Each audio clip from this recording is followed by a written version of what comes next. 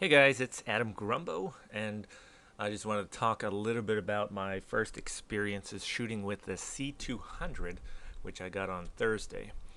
I've been shooting with it for about 5 days now, and this isn't going to be any kind of elaborate, in-depth review, but rather some comparisons that I am seeing while I'm editing footage.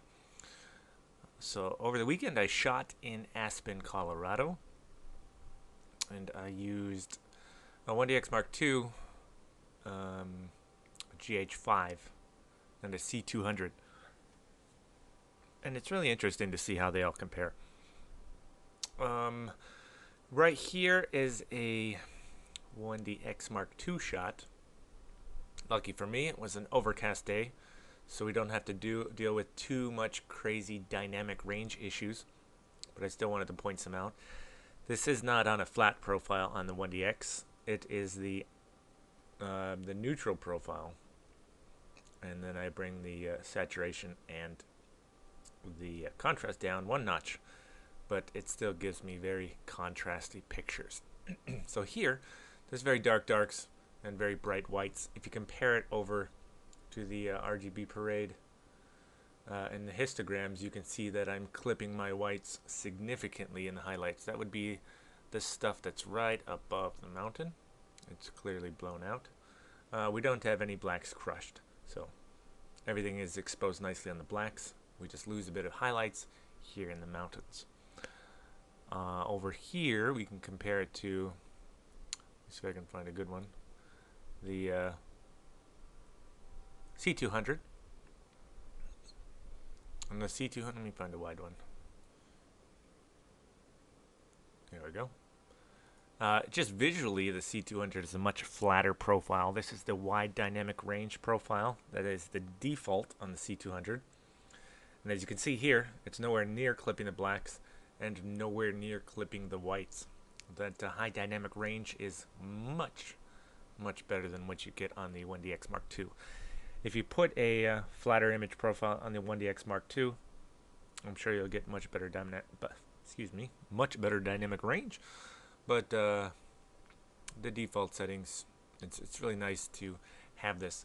I noticed that it's nearly impossible for me to clip my whites when shooting on the C200.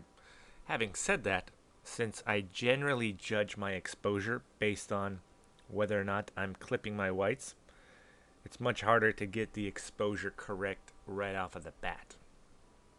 What I mean by that is, even though I won't be clipping any highlights or shadows, sometimes my midtones are too dark. So that's just something I'm going to have to get used to and maybe start using the histogram more. So this is all the MP4, not the raw capabilities of the C200. We can compare these two real fast. This is the 1DX Mark II. Looking at over here, I'm not really clipping any of the shadows or the highlights. Lucky for me, it was an overcast day. And if you compare a similar shot on the C200 in the scopes, you will see how much more compressed it is in the middle. And I'm a long way from clipping the highlights or the shadows. Of course, you'd go in there and fiddle with it to optimize your picture, bring those shadows down. And not the highlights, I like doing the whites. Pushing those whites way up. Adding a little bit of contrast there. And then vibrance, I think, and I'm not 100% sure, we'll add saturation to the things that are not skin tone related. And I think maybe it's a little on the orange side. But it's nice to be able to play with that dynamic range, maybe a little on the green side too. Too much bounce from the trees.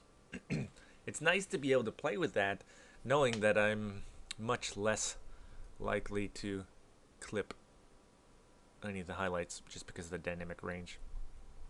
And then what you will also notice is that with, let me see if I can find another good example. This is with the Canon 24-105 f4. It's usually the lens that I use on my 1DX Mark II because it allows me to get that nice bokeh and separate the subject from the background really well. Unfortunately, since the C200 is a Super 35 sensor, you're not going to get exactly the same background bokeh. You see here the background is much more in focus than it was in the previous shot. It's not a huge issue. What I usually will have to do is just zoom in a little bit more, or I can switch to the 2.8 to give you that more cinematic look. Let me isolate this clip.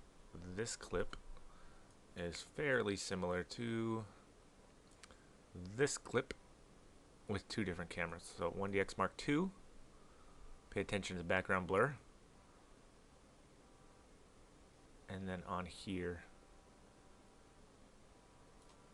so not so much detail in the trees, which is very visually pleasing.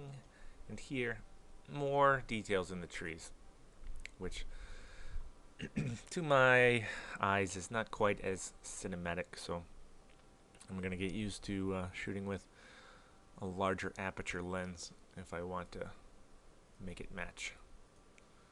And I know it's difficult for you to see on this screen, but the sharpness on the C200 has a huge advantage versus the 1DX Mark II.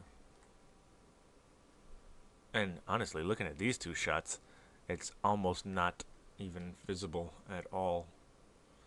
Where the C100 or the C200 stands out is the wide landscape shots. The 1DX Mark II just does not have good detail on the wide landscape shots, which is why I almost never shoot with the 1DX Mark II for landscape shots. This is a shot of some deer, and then for my wide shots of the mountains, I just used a GH, not those ones, the wide ones like that, GH5, which I prefer that. Oops, my computer's excuse me, my computer's falling apart.